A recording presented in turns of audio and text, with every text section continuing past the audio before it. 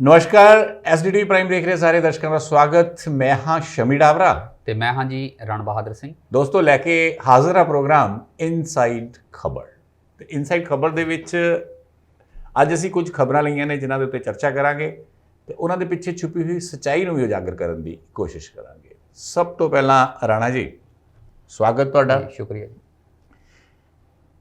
ਅੱਜ ਕੱਲ੍ਹ ਕਰੋਨਾ ਦਾ ਦੌਰ ਹੈ ਔਰ ਪਿਛਲੇ ਕਾਫੀ ਸਮੇਂ ਤੋਂ ਅਸੀਂ ਜਿਹੜੀ ਖਬਰ ਲੈਂਦੇ ਹਾਂ ਸਭ ਤੋਂ ਪਹਿਲੀ ਉਹ ਕਰੋਨਾ ਦੀ ਹੀ ਲੈਂਦੇ ਹਾਂ, ਲੇਕਿਨ ਹਮੇਸ਼ਾ ਇਹੀ ਕੀਤਾ ਵੀ ਕਰੋਨਾ ਜਿਹੜਾ ਹੈ ਉਹ ਪੀਕ ਤੇ ਜਾ ਰਿਹਾ ਫਿਰ ਪਿਛਲੇ ਲਗਭਗ 15 ਦਿਨ ਪਹਿਲਾਂ ਤੁਸੀਂ ਇੱਕ ਦਿੱਤਾ ਸੀ ਆਪਣਾ ਜੱਜਮੈਂਟ ਐਨਾਲਿਸਿਸ ਕੱਢਿਆ ਸੀ ਬਈ ਹੁਣ ਜਿਹੜਾ ਹੈ ਇਹਦਾ ਪੀਕ ਖਤਮ ਹੋ ਗਿਆ, ਕਰੋਨਾ ਡਾਊਨ ਆਏਗਾ। ਔਰ ਸੱਚਮੁੱਚ ਕਰੋਨਾ ਪਿਛਲੇ 10-15 ਦਿਨ 'ਚ ਕਾਫੀ ਡਾਊਨ ਆ ਗਿਆ, ਕਿਉਂਕਿ ਜਿੱਥੇ 4 ਲੱਖ ਤੋਂ ਜ਼ਿਆਦਾ ਕੇਸਿਸ ਡੇਲੀ ਭਾਰਤ ਦੇ ਵਿੱਚ ਆ ਰਹੇ ਸੀ ਉੱਥੇ 2 ਲੱਖ ਦੇ ਕਰੀਬ ਕੇਸਿਸ ਹੋ ਗਏ ਅਤੇ ਡੈਥ ਰੇਟ ਵੀ ਘਟੀ ਹੈ, ਜਦਕਿ ਰਿਕਵਰੀ ਰੇਟ ਦੇ ਵਿੱਚ ਬਹੁਤ ਸਾਰਾ ਵਾਧਾ ਹੋਇਆ। 96% ਤੱਕ ਰਿਕਵਰੀ ਰੇਟ ਜਿਹੜੀ ਹੈ ਹੋ ਗਈ ਹੈ। ਇਸ ਬਾਰੇ ਪਹਿਲਾਂ ਬਈ ਸ਼ਾਬਾਸ਼ ਡਾਕਟਰਸ, ਸ਼ਾਬਾਸ਼ ਕਰੋਨਾ ਵਾਰੀਅਰਸ। ਠੀਕ ਹੈ ਤੁਹਾਡੀ ਗੱਲ, ਡਾਕਟਰਸ ਨੂੰ ਵੀ ਸ਼ਾਬਾਸ਼, ਕਰੋਨਾ ਵਾਰੀਅਰਸ ਨੂੰ ਵੀ ਸ਼ਾਬਾਸ਼, ਸਾਨੂੰ ਤੁਹਾਨੂੰ ਸਾਰਿਆਂ ਨੂੰ ਸ਼ਾਬਾਸ਼ ਹੈ ਜਿਨ੍ਹਾਂ ਨੇ ਕਿ ਸਰਕਾਰ ਨੇ ਜਿਹੜੀਆਂ ਪਾਬੰਦੀਆਂ ਜਾਂ ਜਿਹੜੀਆਂ ਗਾਈਡਲਾਈਨਸ ਜਾਂ ਜਿਹੜੇ ਰੂਲਸ ਸਰਕਾਰ ਨੇ ਕਹੇ ਸੀ ਕਿ ਆਹ ਸਾਨੂੰ ਅਪਣਾਉਣੇ ਚਾਹੀਦੇ ਆ, ਉਹ ਅਸੀਂ ਸਾਰਿਆਂ ਨੇ ਉਹਦੀ ਪਾਲਣਾ ਕੀਤੀ ਜੀ। ਨਾਗਰਿਕ ਦੇਸ਼ ਦੇ ਸਾਰੇ ਹੀ ਵਧਾਈ ਦੇ ਪਾਤਰ ਹੈ ਕਿ ਇਹ ਘਟ ਰਿਹਾ ਹੈ, ਪਰ ਅਜੇ ਅਵੇਸਲੇ ਹੋਣ ਦਾ ਸਮਾਂ ਦਾਵੜਾ ਜੀ ਆਇਆ ਨਹੀਂ। ਬਿਲਕੁਲ, ਕਿਉਂਕਿ ਅਜੇ ਵੀ ਅਸੀਂ ਦੁਨੀਆ ਦੇ ਜਿਹਨੂੰ ਸਾਰੇ ਵਾਇਰੋਲੋਜਿਸਟ ਹੈ ਜਾਂ ਜਿਹੜੇ ਇਸ ਬਿਮਾਰੀ ਤੇ ਨਜ਼ਰ ਰੱਖਦੇ ਆ ਉਹਨਾਂ ਦਾ ਸਾਰਿਆਂ ਦਾ ਫੋਕਸ ਭਾਰਤ ਤੇ ਹੈ ਕਿ ਭਾਰਤ ਇੱਕ ਤਰ੍ਹਾਂ ਦਾ ਸੁਪਰ ਸਪਰੈਡਰ ਵੀ ਹੋ ਸਕਦਾ, ਕਿ ਭਾਰਤ 'ਚ ਕਰੋਨਾ ਦੇ ਇੰਨੇ ਜ਼ਿਆਦਾ ਮਰੀਜ਼ ਆ ਸਕਦੇ ਆ। ਅਜੇ ਵੀ ਸੰਭਾਵਨਾ ਹੈ ਕਿ ਇਹ ਸੰਭਾਲਣਾ ਕੰਮ ਔਖਾ ਹੋ ਸਕਦਾ। ਤੀਸਰੀ ਵੇਵ ਦੀ ਵੀ ਗੱਲ ਕੀਤੀ ਜਾ ਰਹੀ ਹੈ। ਤੀਸਰੀ ਵੇਵ ਦੀ ਵੀ ਗੱਲ ਕੀਤੀ ਜਾ ਰਹੀ ਹੈ ਤੇ ਬੱਚਿਆਂ ਦੀ ਵੀ ਗੱਲ ਕੀਤੀ ਜਾ ਰਹੀ ਕਿ ਸ਼ਾਇਦ ਬੱਚੇ ਵੀ ਦੀ ਲਪੇਟ 'ਚ ਆ ਜਾਣ। ਤੇ ਸਭ ਤੋਂ ਵੱਡੀ ਜਿਹੜੀ ਇਸ ਵੇਲੇ ਸਮੱਸਿਆ ਇਹ ਹੈ, ਜਿੱਦਾਂ ਤੁਸੀਂ ਅਖਬਾਰਾਂ 'ਚ ਦੇਖਿਆ ਹੋਣਾ ਕਿ ਨਵੇਂ ਵੇਰੀਐਂਟ, ਨਵੇਂ ਮਿਊਟੈਂਟ ਆ ਰਹੇ। ਬਿਲਕੁਲ।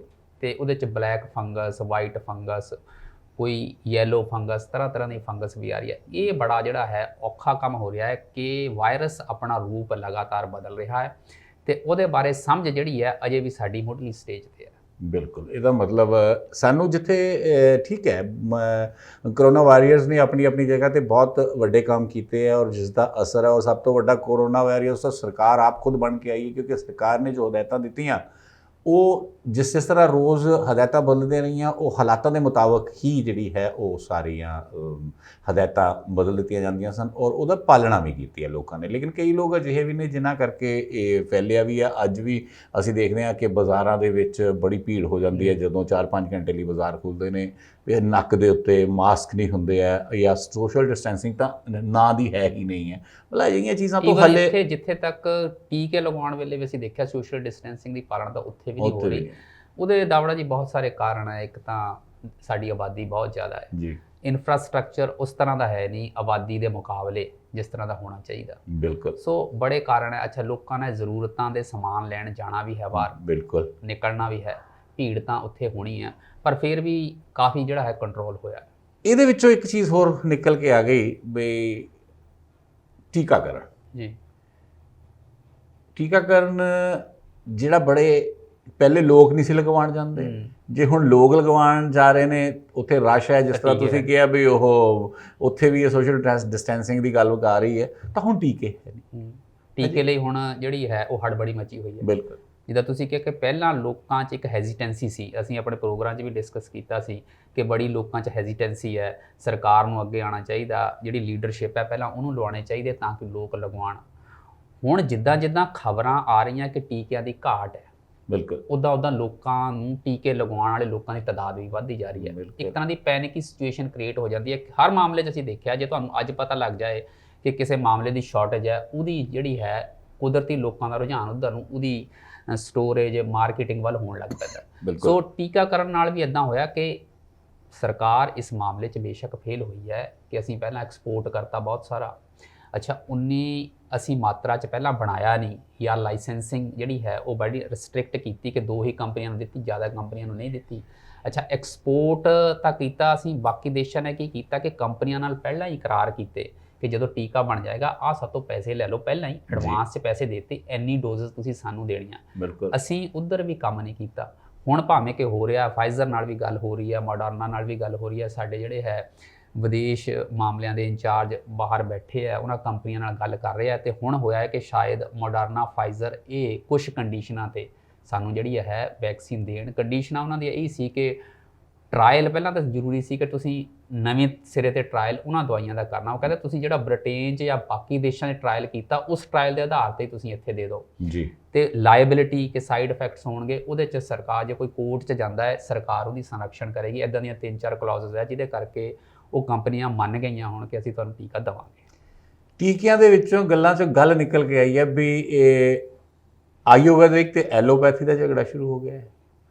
ਬਾਬਾ ਰਾਮਦੇਵ ਜੀ ਕਹਿ ਰਹੇ ਵੀ ਮੇਰੀ ਕੋਰੋਨਰੀ ਜਿਹੜੀ ਹੈ ਉਹ ਕਈ ਟੀਕਿਆਂ ਦੇ ਉੱਤੇ ਭਾਰੀ ਪੈ ਰਹੀ ਹੈ, ਵੀ ਉਹਨੂੰ ਜਿਹੜਾ ਹੈ ਰੈਕਗਨਾਈਜ਼ ਕਰਕੇ ਉਹ ਮਾਨਤਾ ਦੇ ਕੇ ਉਹਨੂੰ ਦੇਣੀ ਚਾਹੀਦੀ ਹੈ। ਉਹਨਾਂ ਨੇ IMA ਨੂੰ ਸਟੂਪਿਡ ਮਤਲਬ ਐਲੋਪੈਥੀ ਕਹਿ ਦਿੱਤਾ ਹੈ। ਇਹ ਜਿਹੀਆਂ ਚੀਜ਼ਾਂ ਕਿਉਂ ਹੋ ਰਹੀਆਂ? ਦੇਖੋ ਇਹ ਜਿਹੜਾ ਬਾਬਾ ਰਾਮਦੇਵ ਜੀ ਨੇ ਕਿਹਾ ਇਹਨਾਂ ਦੇ ਸਾਰਿਆਂ ਨੇ ਆਲੋਚਨਾ ਕੀਤੀ ਹੈ। ਇੱਥੋਂ ਤੱਕ ਕਿ ਸਾਡੇ ਜਿਹੜੇ ਸਿਹਤ ਮੰਤਰੀ ਆ ਉਹਨਾਂ ਨੇ ਵੀ ਕਿਹਾ ਕਿ ਬਾਬਾ ਜੀ ਤੁਸੀਂ ਜਿਹੜੀ ਇਹ ਗੱਲ ਇਸ ਸਮੇਂ ਕਹੀ ਹੈ ਔਰ ਕਿਸ ਕੰਟੈਕਸਟ 'ਚ ਕਹੀ ਹੈ ਉਹ ਤੁਹਾਡੀ ਗਲਤ ਹੈ, ਤੁਸੀਂ ਇਸ ਬਿਆਨ ਨੂੰ ਵਾਪਸ ਲਓ। ਬਿਲਕੁਲ। ਤੇ ਬਾਬਾ ਜੀ ਨੇ ਜਿਹੜਾ ਹੈ ਉਹ ਬਿਆਨ ਵਾਪਸ ਵੀ ਲੈ ਲਿਆ। ਨਹੀਂ ਲੈ ਲਿਆ ਵਾਪਸ ਲੈਣ ਤੋਂ ਬਾਅਦ 25 ਕੁਐਸਚਨ ਲੈ ਕੇ ਭੇਜ ਦਿੱਤੇ। ਦੇਖੋ ਸ਼ੁਰੂ ਤੋਂ ਹੀ ਬਾਬਾ ਰਾਮਦੇਵ ਦੀ ਜਿਹੜੀ ਇਹ ਆਯੁਰਵੇਦ ਯੋਗਾ ਨੂੰ ਉਹਨੇ ਪ੍ਰਮੋਟ ਕੀਤਾ ਹੈ ਪੂਰੇ ਦੇਸ਼ 'ਚ। ਇਹ ਗੱਲ ਮੰਨਣ ਵਾਲੀ ਹੈ ਕਿ ਆਯੁਰਵੇਦਾ ਤੇ ਯੋਗਾ ਨੂੰ ਉਹਨਾਂ ਨੇ ਨਵੇਂ ਸਿਰੇ ਤੇ ਪਰਿਭਾਸ਼ਿਤ ਕਰਕੇ ਲੋਕਾਂ 'ਚ ਇੱਕ ਉਹ ਮਾਸ ਮੂਵਮੈਂਟ ਬਣਾਈ ਹੈ, ਪਪੂਲਰਾਈਜ਼ ਕੀਤਾ ਉਹਨਾਂ ਨੂੰ। ਪਰ ਆਯੁਰਵੇਦ ਦੀਆਂ ਆਪਣੀ ਲਿਮਿਟੇਸ਼ਨਸ ਹੈ। ਬਿਲਕੁਲ। ਆਯੁਰਵੇਦ ਤੁਹਾਨੂੰ ਕਿੱਥੋਂ ਤੱਕ ਰਿਲੀਫ, ਇਨਸਟੈਂਟ ਰਿਲੀਫ ਦੇਣ 'ਚ ਕਿੱਥੋਂ ਤੱਕ ਕਾਮਯਾਬ ਹੈ ਉਹ ਆਪਣੀਆਂ ਆਯੁਰਵੇਦ ਦੀਆਂ ਲਿਮਿਟੇਸ਼ਨਸ ਹੈ। ਇੱਦਾਂ ਹੀ ਹਰੇਕ ਪੈਥੀ ਦੀਆਂ ਲਿਮਿਟੇਸ਼ਨਸ ਹੈ। ਐਲੋਪੈਥੀ ਦੀ ਵੀ ਆਪਣੀ ਲਿਮਿਟੇਸ਼ਨਸ ਹੈ, ਹੋਮੋਪੈਥੀ ਦੀ ਆਪਣੀ ਲਿਮਿਟੇਸ਼ਨਸ ਹੈ, ਐਕਿਊਪੰਕਚਰ, ਐਕਿਊਪ੍ਰੈਸ਼ਰ, ਇਹ ਸਾਰੀਆਂ ਜਿੰਨੀਆਂ ਵੀ ਪੈਥੀਜ਼ ਹੈ। ਐਲੋਪੈਥੀ ਬੇਸ਼ੱਕ ਅੱਜ ਇੱਕ ਡੋਮੀਨੇਟ ਪੈਥੀ ਹੈ ਵਰਲਡ ਓਵਰ। ਬਿਲਕੁਲ। ਜੇ ਸਾਨੂੰ ਪਲੇਗ ਤੋਂ ਕਿਸੇ ਨੇ ਨਿਜਾਤ ਦਵਾਈ ਹੈ, ਸਾਨੂੰ ਬੱਚਿਆਂ ਦੀ ਗਲ ਘੋਟੂ ਖਾਂਸੀ ਬਿਮਾਰੀ ਤੋਂ, ਪੋਲੀਓ ਤੋਂ ਕਿਸੇ ਨੇ ਨਿਜਾਤ ਦਵਾਈ ਹੈ, ਸਾਡਾ ਜੇ ਅੱਜ ਅੱਖਾਂ ਦਾ ਆਪਰੇਸ਼ਨ ਹੁੰਦਾ ਹੈ, ਹਾਰਟ ਟ੍ਰਾਂਸਪਲਾਂਟ ਹੁੰਦਾ, ਲਿਵਰ ਟ੍ਰਾਂਸਪਲਾਂਟ ਹੁੰਦਾ, ਇਹ ਸਭ ਸਾਨੂੰ ਜਿਹੜੀਆਂ ਹੈ ਐਲੋਪੈਥੀ ਦੀ ਦੇਣ ਹੈ। ਉਹਨੂੰ ਇੱਦਾਂ ਘਟਾ ਕੇ ਦੇਖਣਾ, ਇਹ ਜਿਹੜਾ ਬਾਬਾ ਜੀ ਦਾ ਨਜ਼ਰੀਆ ਸੀ, ਇਹਦੀ ਸਾਰਿਆਂ ਨੇ ਆਲੋਚਨਾ ਕੀਤੀ ਹੈ। ਪਰ ਬਿਲਕੁਲ ਇਸ ਚੀਜ਼ ਤੇ ਬਹਿਸ ਹੋਣੀ ਚਾਹੀਦੀ ਹੈ। ਇਹ ਵੀ ਕਹਿ ਦੇਣਾ ਕਿ ਹੁਣ ਬਾਬਾ ਜੀ ਦੇ ਦੇਸ਼ ਧਰੋਹ ਦਾ ਕੇਸ ਕਰੋ, ਇਹ ਵੀ ਗਲਤ ਹੈ ਜੀ। ਅੱਜ ਜਦ ਸਰਕਾਰ ਦੀ ਆਲੋਚਨਾ ਹੁੰਦੀ ਹੈ ਤਾਂ ਉਹ ਕਹਿੰਦੇ ਦੇਸ਼ ਧਰੋਹ ਦਾ ਇਹਦੇ ਤੇ ਮੁਕੱਦਮਾ ਦਰਜ ਕਰੋ। ਕੀ ਸਰਕਾਰ ਤੇ ਕੋਈ ਸਵਾਲ ਨਹੀਂ ਪੁੱਛ ਸਕਦਾ? ਸਰਕਾਰ ਤੇ ਸਵਾਲ ਨਹੀਂ ਪੁੱਛਣੇ ਚਾਹੀਦੇ? ਕੀ ਕੋਈ ਵੀ ਪੈਥੀ ਸਵਾਲਾਂ ਦੇ ਘੇਰੇ ਤੋਂ ਬਾਹਰ ਹੈ? ਠੀਕ ਹੈ, ਅੱਜ ਉਹਦਾ ਯੋਗਦਾਨ ਬਹੁਤ ਹੈ, ਕਰੋਨਾ ਵਾਰੀਅਰਸ ਦਾ, ਡਾਕਟਰਸ ਦਾ, ਉਸ ਪੈਥੀ ਦਾ, ਪਰ ਜਿਹੜੀਆਂ ਉਹਦੇ 'ਚ ਸ਼ਾਰਟ ਕਮਿੰਗਸ ਹੈ, ਜਿਹੜੇ ਉਹਦੇ ਗ੍ਰੇ ਏਰੀਆਜ਼ ਹੈ, ਜੇ ਉਹਦੇ ਤੇ ਕੋਈ ਸਵਾਲ ਚੱਕਦਾ ਤਾਂ ਚੱਕ ਲੈਣੇ ਚਾਹੀਦੇ। ਆਯੁਰਵੇਦ ਤੇ ਵੀ ਚੱਕਣੇ ਚਾਹੀਦੇ ਆ, ਐਲੋਪੈਥੀ ਤੇ, ਹੋਮੋਪੈਥੀ ਤੇ ਵੀ ਚੱਕ ਹੁੰਦੇ ਆ। ਬਿਲਕੁਲ। ਸੋ ਕਈ ਸਵਾਲ ਨੇ, ਲੇਕਿਨ ਇਹ ਅਲੱਗ ਸਵਾਲ ਹੈ, ਇਹ ਡਿਸਕਸ਼ਨ ਕਰਕੇ ਔਰ ਬੜੀ ਜਲਦੀ ਦੋਸਤੋ ਅਸੀਂ ਵੀ ਇਸ ਐਲੋਪੈਥੀ ਵਰਸਸ ਆਯੁਰਵੈਦਿਕ ਇਹਦੇ ਉੱਤੇ ਪ੍ਰੋਗਰਾਮ ਕਰਕੇ ਡਾਕਟਰਸ ਦੇ ਨਾਲ ਤੁਹਾਡੇ ਰੂਬਰੂ ਰੱਖਾਂਗੇ। ਲੇਕਿਨ ਫਿਲਹਾਲ ਕਰੋਨਾ ਦੀ ਗੱਲ ਹੀ ਕਰਦੇ ਹਾਂ। ਕਰੋਨਾ ਦੇ ਸਾਈਡ ਇਫੈਕਟਸ ਵੀ ਤਾਂ ਬਾਹਰ ਨਿਕਲ ਕੇ ਆਉਣਗੇ। ਜਿੱਦਾਂ ਕਿਹਾ ਜਾ ਰਿਹਾ ਇਕਨੋਮੀ ਬੜੀ ਵੀਕ ਹੋ ਜਾਏਗੀ, ਐਜੂਕੇਸ਼ਨ ਹੈ, ਐਮਪਲਾਇਮੈਂਟ ਹੈ, ਇਹੋ ਜਿਹੇ ਕੀ ਆਉਣਗੇ? ਇਹਨਾਂ ਦਾ ਫਿਰ ਮੁਕਾਬਲਾ ਕਿਸ ਤਰ੍ਹਾਂ ਕੀਤਾ ਜਾ ਸਕਦਾ? ਦੇਖੋ ਇਹ ਤਾਂ ਗੱਲ ਮੰਨੀ ਹੋਈ ਹੈ ਕਿ ਇਕਨੋਮੀ ਨਾਲ ਜਿਹੜਾ ਹੈ ਉਹ ਥੱਲੇ ਜਾਣਾ ਹੈ। ਬਿਲਕੁਲ। ਕਿਉਂਕਿ ਬਿਜ਼ਨਸ ਜਿਹੜੇ ਹੈ ਘਟ ਰਹੇ ਹੈ, ਨੌਕਰੀਆਂ ਜਾ ਰਹੀਆਂ, ਲੋਕਾਂ ਦੀਆਂ ਖਰੀਦ ਸ਼ਕਤੀ ਲੋਕਾਂ ਕੋਲ ਹੈ ਨਹੀਂ। ਜਿਹੜੀ GDP ਹੈ ਉਹ ਹਰੇਕ ਨੇ ਅਨੁਮਾਨ ਲਾਇਆ, ਕਿਸੇ ਨੇ ਕਿਹਾ ਕਿ ਇੰਨੇ % ਘਟਣੀ ਹੈ, ਕਿਸੇ ਦਾ ਅਨੁਮਾਨ ਕੁਝ ਹੈ ਤੇ ਉਹ ਘਟੀ ਵੀ ਹੈ ਤੇ ਜ਼ਾਹਰਾ ਤੌਰ ਤੇ ਘਟਣੀ ਹੈ। ਜਦੋਂ ਲੋਕਾਂ ਦੇ ਜੌਬਸ ਜਾਂਦੇ ਹੈ ਤੇ ਘਰੇ ਵੀ ਜਿਹੜਾ ਹੈ ਮਾਹੌਲ ਉਹ ਗਮਗੀਨ ਹੋ ਜਾਂਦਾ, ਡਿਪਰੈਸ਼ਨ 'ਚ ਵੀ ਲੋਕ ਜਾ ਰਹੇ ਹੈ, ਅਨਐਮਪਲੋਏਬਿਲਿਟੀ ਵੀ ਵੱਧ ਰਹੀ ਹੈ, ਉਹਦੇ ਨਾਲ ਸੋਸ਼ਲ ਟੈਂਸ਼ਨ ਵੀ ਵਧਣੀ ਹੈ। ਤੇ ਐਜੂਕੇਸ਼ਨ ਸਾਡੇ ਬੱਚਿਆਂ ਦਾ ਅਸੀਂ ਦੇਖਿਆ ਕਿ ਆਹ ਸਾਲ ਤਾਂ ਲਗਭਗ ਪਿਛਲਾ ਦੌੜਾ ਜੀ ਸਾਰਾ ਇਦਾਂ ਹੀ ਚੱਲਾ, ਘਰ ਬੈਠੇ ਪਾਸ ਹੋ ਗਏ, ਘਰ ਬੈਠੇ ਹੀ ਪਾਸ ਹੋ ਗਏ ਤੇ ਚੰਗੇ ਨੰਬਰਾਂ ਨਾਲ ਹੋ ਗਏ ਤੇ ਪਾਸ ਹੋ ਗਏ। ਪਰ ਕੀ ਉਹਨਾਂ ਦਾ ਬੌਧਿਕ ਸਤਰ ਉੱਚਾ ਹੋਇਆ? ਕਿ ਉਹਨਾਂ ਦਾ ਐਮਪਲੋਏਬਿਲਿਟੀ ਜਾਂ ਉਹਨਾਂ ਦੇ ਗਿਆਨ 'ਚ ਵਾਧਾ ਹੋਇਆ? ਉਹ ਇੱਕ ਵੱਖਰਾ ਸਵਾਲ ਹੈ। ਪਾਸ ਹੋਣਾ ਇੱਕ ਜਿਹੜੇ ਹੈ ਉਹ ਵੱਖਰੀ ਗੱਲ ਹੈ। ਸੋ ਇੱਦਾਂ ਦੀਆਂ ਚੀਜ਼ਾਂ ਹੈ। ਇਹਦੇ ਵਾਸਤੇ ਸਰਕਾਰ, ਪਿਛਲੀ ਵਾਰ ਵੀ ਸਰਕਾਰ ਨੇ 2-3 ਵਾਰ ਜਿਹੜਾ ਹੈ ਆਰਥਿਕ ਪੈਕੇਜ ਦਾ ਐਲਾਨ ਕੀਤਾ ਸੀ ਇਕਨੋਮੀ ਨੂੰ ਹੁਲਾਰਾ ਦੇਣ ਵਾਸਤੇ। ਇਸ ਵਾਰ ਵੀ ਇਹ ਹੈ ਕਿ ਹੁਣ ਜਿਹੜਾ ਹੈ ਸੈਕੰਡ ਵੇਵ ਦਾ ਜਿਹੜਾ ਇਹ ਅਸਰ ਘੱਟ ਕਰਨ ਲਈ ਸਰਕਾਰ ਕੋਸ਼ਿਸ਼ਾਂ ਕਰ ਰਹੀ ਹੈ ਕਿ ਅਸੀਂ ਜਿਹੜਾ ਹੈ ਆਰਥਿਕ ਪੈਕੇਜ ਕੋਈ ਨਾ ਕੋਈ ਐਲਾਨੀਏ। ਜਿੱਦਾਂ ਪਿਛਲੀ ਵਾਰ ਕਿਹਾ ਸੀ ਉਹਨਾਂ ਨੇ ਕਿ ਤੁਸੀਂ ਕਿਸ਼ਤਾਂ ਤੁਹਾਡੀਆਂ ਡੈਫਰ ਕਰਤੀਆਂ ਸੀ, ਕੁਝ ਹੋਰ ਤੁਹਾਨੂੰ ਜਿਹੜੀਆਂ ਰਾਇਤਾਂ ਦਿੱਤੀਆਂ ਸੀ, ਹੁਣ ਵੀ ਇੰਡਸਟਰੀ ਨੂੰ ਜਿਹੜੀਆਂ ਹੈ ਇੱਦਾਂ ਦੀਆਂ ਰਾਇਤਾਂ ਦੇਣ ਦੀ ਲੋੜ ਹੈ। ਬਿਲਕੁਲ। ਇਹਦੇ ਨਾਲ ਹੀ ਇੱਕ ਹੋਰ ਖਬਰ ਜੁੜਦੀ ਜਾ ਰਹੀ, ਰਿਆਇਤਾਂ ਦਿੱਤੀਆਂ ਜਾ ਰਹੀਆਂ। ਦੂਸਰੇ ਪਾਸੇ ਇੱਕ IT ਨਾਲ ਜੁੜੀ ਖਬਰ ਹੈਗੀ ਹੈ ਜਿਹੜੀ ਬੜੀ ਕਾਫੀ ਫੇਮਸ ਰਹੀ। ਟੂਲ ਕਿਟ ਹੈਗੀ ਹੈ। ਪਹਿਲੇ ਤਾਂ ਮੈਂ ਤੁਹਾਡੇ ਕੋਲ ਟੂਲ ਕਿਟ ਬਾਰੇ ਜਾਣਨਾ ਚਾਹਾਂਗਾ ਵੀ ਟੂਲ ਕਿਟ ਦਾ ਅਸਲ ਮਕਸਦ, ਅਸਲ ਚੀਜ਼ ਹੈ ਕਿਆ? ਦੇਖੋ ਟੂਲ ਕਿਟ ਇੱਕ ਬੜੀ ਕੰਟਰੋਵਰਸ਼ੀਅਲ ਚੀਜ਼ ਹੋ ਗਈ ਹੈ ਇਸ ਵੇਲੇ। ਕਾਂਗਰਸ ਪਾਰਟੀ ਨੇ ਕਿਹਾ ਜਾ ਰਿਹਾ ਹੈ, ਉਹਦੇ 'ਚ ਕਿੰਨੀ ਕੁ ਸੱਚਾਈ ਹੈ ਕਿ ਇਹ ਆਪਣਾ ਇੱਕ ਪੈਂਫਲੇਟ ਬਣਾਇਆ ਸੀ ਜਿਹਦੇ 'ਚ ਉਹਨਾਂ ਨੇ ਕਿਹਾ ਸੀ ਕਿ ਆਪਣੀ ਪਾਰਟੀ ਨੂੰ ਕਿੱਦਾਂ ਅਸੀਂ ਅੱਗੇ ਲੈ ਕੇ ਜਾਣਾ ਇਸ ਸਮੇਂ 'ਚ, ਜਾਂ ਆਪਣੀ ਪਾਰਟੀ ਦਾ ਪੋਲੀਟੀਕਲ ਅਸੀਂ ਪ੍ਰਮੋਸ਼ਨ ਕਿੱਦਾਂ ਕਰਨੀ ਹੈ, ਉਹਦੇ ਵਾਸਤੇ ਉਹਨਾਂ ਨੇ ਇੱਕ ਪੈਂਫਲੇਟ ਬਣਾਇਆ ਸੀ। ਕਿਹਾ ਜਾ ਰਿਹਾ ਕਿ ਇਹ ਪੈਂਫਲੇਟ ਜਿਹੜਾ ਹੈ ਉਹ ਸਮਝ ਲਓ ਤੁਸੀਂ ਕਿ ਬਣਾਇਆ ਕਾਂਗਰਸ ਪਾਰਟੀ ਨੇ, ਪਰ ਕਾਂਗਰਸ ਕਹਿੰਦੀ ਹੈ ਕਿ ਅਸੀਂ ਨਹੀਂ ਬਣਾਇਆ ਹੈ ਜੀ, ਇਹ ਸਿਰਫ ਬੀਜੇਪੀ ਦੀ ਸ਼ਰਾਰਤ ਹੈ, ਉਹਦੇ ਆਈਟੀ ਸੈੱਲ ਦੀ ਸ਼ਰਾਰਤ ਹੈ ਜਿਹਨੇ ਉਹਨੂੰ ਮੈਨੀਪੂਲੇਟ ਕੀਤਾ ਹੈ। ਉਹਦੇ 'ਚ ਇਹ ਸੀ ਕਿ ਤੁਸੀਂ ਕੀ ਕਰਨਾ ਹੈ। ਕਾਂਗਰਸ ਪਾਰਟੀ ਨੇ ਆਪਣੇ ਵਰਕਰਾਂ ਨੂੰ ਕਿਹਾ ਸੀ ਕਿ ਤੁਸੀਂ ਵੱਧ ਤੋਂ ਵੱਧ ਫੋਟੋਆਂ ਉਹ ਸ਼ੇਅਰ ਕਰਨੀਆਂ ਜਿਹਦੇ 'ਚ ਲੋਕਾਂ ਦੀ ਡੈਥਸ ਜਾਂ ਸ਼ਮਸ਼ਾਨ ਘਾਟਾਂ ਦੀਆਂ ਫੋਟੋਆਂ ਸ਼ੇਅਰ ਕਰਨੀਆਂ। ਤੁਸੀਂ ਉਹਨਾਂ ਬੰਦਿਆਂ ਦੀ ਹੈਲਪ ਕਰਨੀ ਹੈ ਜਿਹੜੇ ਬੰਦੇ ਇੰਡੀਅਨ ਯੂਥ ਕਾਂਗਰਸ ਜਾਂ ਯੂਥ ਕਾਂਗਰਸ ਨੂੰ ਟੈਗ ਕਰਕੇ ਤੁਹਾਨੂੰ ਕੋਈ ਕਾਲ ਕਰਦੇ ਆ ਮਦਦ ਵਾਸਤੇ। ਤੁਸੀਂ ਆਪਣੇ ਕੋਈ ਨਾ ਕੋਈ ਬੰਦੇ ਹਸਪੀਟਲਾਂ 'ਚ ਲੰਮੇ ਪਾ ਕੇ ਰੱਖਣੇ ਆ, ਤੇ ਫਿਰ ਜਦੋਂ ਬੈੱਡ ਵਿਹਲਾ ਹੋ ਜਾਵੇ ਤੁਹਾਨੂੰ ਕੋਈ ਕਾਲ ਆਉਂਦੀ, ਉਹ ਬੰਦਾ ਉਠਾਲ ਕੇ ਉੱਥੇ ਤੁਸੀਂ ਜਿਹੜਾ ਹੈ ਕਰਨਾ ਹੈ।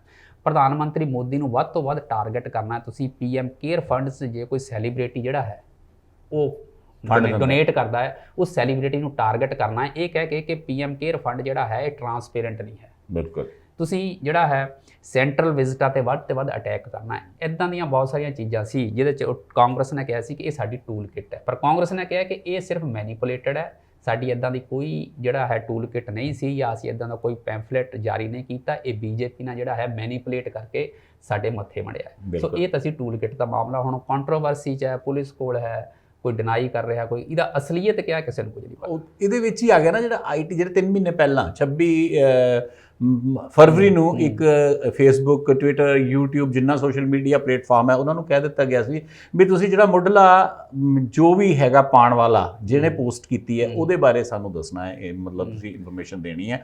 ਉਹ ਡਿਨਾਈ ਕਰ ਦਿੱਤੀ। ਬਹੁਤ ਸਾਰਿਆਂ ਨੇ ਤਾਂ ਪਹਿਲੇ ਪਿੱਛੇ ਜਿੱਤਾ ਇਹ ਖਬਰ ਆ ਗਈ ਸੀ ਵੀ ਹੁਣ ਬੰਦ ਕਰ ਦਿੱਤੇ ਜਾਣਗੇ, ਕੱਲ੍ਹ ਤੋਂ ਫੇਸਬੁੱਕ, YouTube ਸਾਰਾ ਕੁਝ ਬੰਦ ਹੋ ਜਾਏਗਾ, ਵੀ 3 ਮਹੀਨੇ ਵਾਲਾ ਨੋਟਿਸ ਪੀਰੀਅਡ ਖਤਮ ਹੋ ਗਿਆ ਜਿਹੜਾ ਹੈਗਾ, ਲੇਕਿਨ ਉਹ ਚੱਲ ਰਹੇ ਹੈ। ਤਾਂ ਉੱਥੇ ਟਵਿੱਟਰ ਅੱਜ ਵੀ ਜਿਹੜਾ ਹੈ ਲੜ ਰਿਹਾ ਉਹਦੇ ਨਾਲ। ਉਸ ਤੋਂ ਬਾਅਦ WhatsApp ਨੇ ਕੇਸ ਦਰਜ ਕਰ ਦਿੱਤਾ ਹੈ ਵੀ ਇਹ ਨਿੱਜਤਾ ਹੈ। ਇਸ ਬਾਰੇ ਕੀ ਕਹੋਗੇ? ਦੇਖੋ ਇਹ ਸਵਾਲ ਜਿਹੜਾ ਹੈ ਬੜਾ ਆਦ ਸਵਾਲ ਹੈ ਨਿੱਜਤਾ ਵਾਲਾ, ਕਿ ਤੁਹਾਡੀ ਬੋਲਣ ਦੀ ਆਜ਼ਾਦੀ ਕਿੱਥੋਂ ਸ਼ੁਰੂ ਹੁੰਦੀ ਹੈ ਤੇ ਬੋਲਣ ਦੀ ਆਜ਼ਾਦੀ ਕਿੱਥੇ ਜਾ ਕੇ ਖਤਮ ਹੁੰਦੀ ਹੈ। ਕੀ ਤੁਸੀਂ ਕੁਝ ਵੀ ਬੋਲ ਸਕਦੇ ਹੋ ਜੀ? ਕੀ ਤੁਸੀਂ ਦੂਜੇ ਬਾਰੇ ਕੁਝ ਵੀ ਇਲਜ਼ਾਮ ਲਾ ਸਕਦੇ ਹੋ, ਜਾਂ ਉਹਦੀ ਕੋਈ ਲਿਮਿਟੇਸ਼ਨ ਹੈ ਕਿ ਤੁਸੀਂ, ਜਾਂ ਤੁਸੀਂ ਆਪਣੇ, ਜਿੱਦਾਂ ਮੈਂ ਕਹਾਂ ਕਿ ਹੱਥਾਂ ਨੂੰ ਮੈਂ ਜਿੱਧਰ ਮਰਜ਼ੀ ਖਿਲਾਰਾਂ ਆਪਣੇ, ਪਰ ਮੇਰੇ ਹੱਥਾਂ ਦੀ ਜਿਹੜੀ ਹੈ ਉਹ ਲਿਮਿਟ ਉੱਥੇ ਖਤਮ ਹੁੰਦੀ ਹੈ ਜਿੱਦਾਂ ਤੁਹਾਡਾ ਫੇਸ ਸ਼ੁਰੂ ਹੋ ਜਾਂਦਾ, ਤੁਹਾਡਾ ਨੱਕ ਸ਼ੁਰੂ ਹੋ ਜਾਂਦਾ, ਕਿ ਮੈਂ ਆਪਣੇ ਹੱਥਾਂ ਨੂੰ ਐਵੇਂ ਨਹੀਂ ਉਛਾਲ ਸਕਦਾ। ਜਦੋਂ ਦੂਜੇ ਨੂੰ ਹਰਟ ਕਰਦਾ ਹੈ ਉੱਥੇ ਉਹਦੀ ਲਿਮਿਟੇਸ਼ਨ ਮੁੱਕ ਜਾਂਦੀ ਹੈ। ਵਿਚਾਰਾਂ ਦੀ ਆਜ਼ਾਦੀ ਬਾਰੇ ਵੀ ਇਹੀ ਹੈ ਕਿ ਤੁਸੀਂ ਵਿਚਾਰ ਕਿੱਦਾਂ ਦੇ ਕਿਸ ਲਿਮਿਟ ਤੱਕ ਪ੍ਰਗਟ ਕਰਨੇ ਆ, ਇਹਦੇ ਬਾਰੇ ਕੋਈ ਨਾ ਕੋਈ ਰਿਸਟ੍ਰਿਕਸ਼ਨ ਹੋਣੀ ਚਾਹੀਦੀ ਹੈ। ਹਰੇਕ ਸੰਵਿਧਾਨ 'ਚ ਇਹਨੂੰ ਰੀਜ਼ਨੇਬਲ ਰਿਸਟ੍ਰਿਕਸ਼ਨਸ ਕਿਹਾ ਜਾਂਦਾ ਹੈ, ਭਾਵੇਂ ਕਿ ਇਹਨਾਂ ਰੀਜ਼ਨੇਬਲ ਰਿਸਟ੍ਰਿਕਸ਼ਨ ਨੂੰ ਹਰ ਸ਼ਖਸ, ਹਰ ਸੰਸਥਾ, ਹਰ ਸਰਕਾਰ ਆਪਣੇ ਤੌਰ ਤੇ ਪਰਿਭਾਸ਼ਿਤ ਕਰ ਲੈਂਦੀ ਹੈ ਕਿ ਕੀ ਇਹ ਰੀਜ਼ਨੇਬਲ ਹੈ ਜਾਂ ਨਹੀਂ। ਜੇ ਸਰਕਾਰ ਦੀ ਆਲੋਚਨਾ ਨੂੰ ਵੀ ਤੁਸੀਂ ਦੇਸ਼ ਦਰੋਹ ਦੇ ਕਈ ਵਾਰ ਤਾਂ ਕੈਟਾਗਰੀ 'ਚ ਸ਼ਾਮਲ ਕਰ ਦਿੰਦੇ ਹੋ, ਉਹ ਤੁਹਾਡੀ ਆਪਣੀ ਇੰਟਰਪ੍ਰੀਟੇਸ਼ਨ ਹੈ। ਕੋਰਟਸ ਵੀ ਕਈ ਵਾਰ ਉਹਦੀ ਵੱਖਰੀ ਇੰਟਰਪ੍ਰੀਟੇਸ਼ਨ ਕਰਦੀ ਰਹਿੰਦੀ ਹੈ।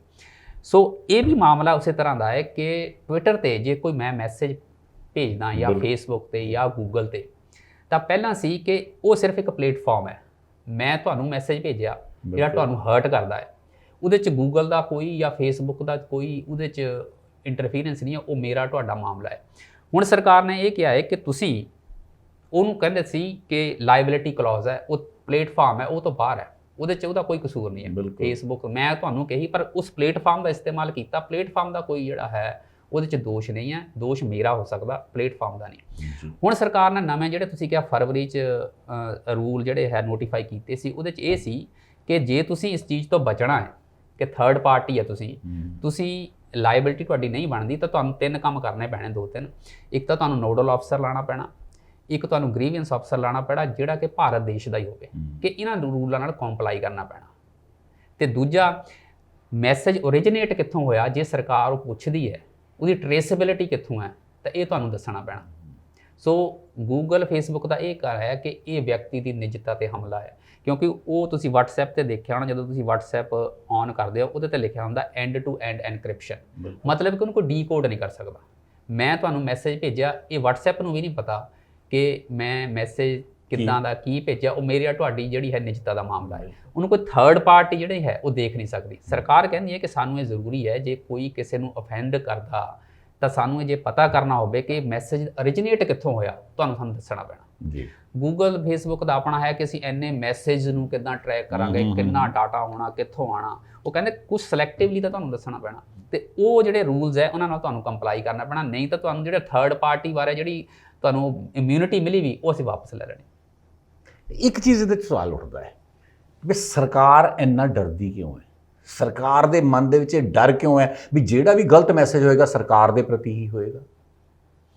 ਦੇਖੋ ਇਹ ਵੀ ਗੱਲ ਤੁਹਾਡੀ ਠੀਕ ਹੈ ਕਿ ਹੁਣ ਸਰਕਾਰ ਦੀ ਜਿਹੜੀ ਹੈ ਇਮੇਜ, ਖਾਸ ਕਰਕੇ ਆ ਕਰੋਨਾ ਦੇ ਮਾਮਲੇ 'ਚ ਜਿੰਨੀ ਸੋਸ਼ਲ ਮੀਡੀਆ ਤੇ ਉਹਦੀਆਂ ਧੱਜੀਆਂ ਉੜੀਆਂ ਇੰਨੀਆਂ ਪਹਿਲਾਂ ਸ਼ਾਇਦ ਕਿਤੇ ਨਹੀਂ ਉੜੀਆਂ। ਸਰਕਾਰ ਇੱਕ ਜਿਹਨਾਂ ਨੂੰ ਡੈਮੇਜ ਕੰਟਰੋਲ ਤੇ ਲੱਗੀ ਹੋਈ ਹੈ। ਵਰਲਡ ਦੀ ਪ੍ਰੈਸ ਵੀ, ਭਾਰਤ ਦੀ ਪ੍ਰੈਸ ਵੀ, ਬਹੁਤ ਸਾਰੀ ਪ੍ਰੈਸ ਹੈ ਜਿਨ੍ਹਾਂ ਸਰਕਾਰ ਦੀਆਂ ਅੰਕੜਿਆਂ ਤੇ ਕਰੋਨਾ ਦੇ ਤੁਸੀਂ ਰਿਪੋਰਟਿੰਗ ਤੇ ਉਹਦੇ ਸਵਾਲ ਖੜੇ ਕੀਤੇ ਹੈ, ਤੇ ਸਰਕਾਰ ਨੂੰ ਆਪਣੀ ਇਮੇਜ ਦੀ ਫਿਕਰ ਹੈ।